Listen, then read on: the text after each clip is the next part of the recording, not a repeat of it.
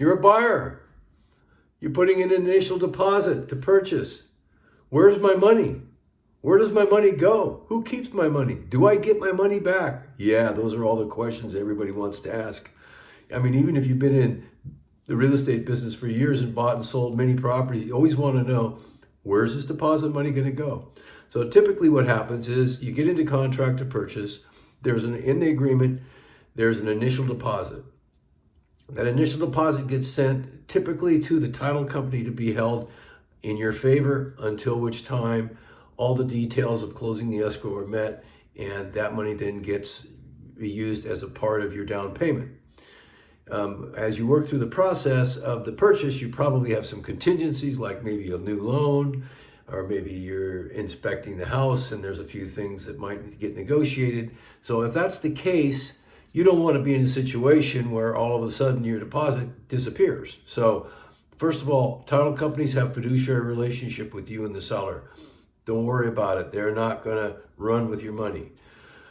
And if we get into the transaction and it turns out that there's something you don't like and the contingencies aren't met, then you just have to cancel the contract because you're not satisfied with the details of that contingency, and you request your deposit return.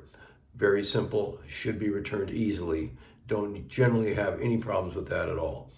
The other thing that could happen is, as you're in the contract, if for some reason you don't remove your contingencies, and after you've even been notified from the seller that you've got 48 hours to either remove the contingency or opt out, then your deposit could be at risk. So you want to make sure that your agent and whoever you're working with responds to any request sent from the seller side demanding close or demanding that you remove a contingency.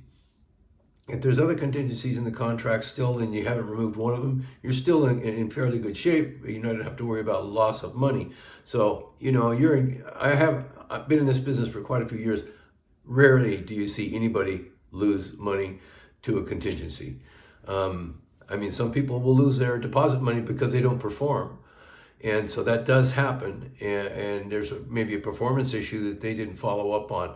But as long as you work through the process very carefully with your agent and pay attention to your contingencies and all those types of things, if there are contingencies, then your deposits will definitely be returned. So if escrow closes, the money gets included with your down payment. Now you've got a house, you're a happy buyer, everything's fine. Don't worry about your deposit money. It'll be cared for with your title company. If a seller's holding that deposit money themselves, I wouldn't suggest that, because you never know whether or not they're going to actually return it in case there's some sort of a breakdown on their side in regards to performance. So in the meantime, it is St. Patrick's Day. I hope you had a good time, because this is probably way beyond that day for you. And hey, it's spring. Wow, so cool. So sun's shining, and I hope you have a great spring.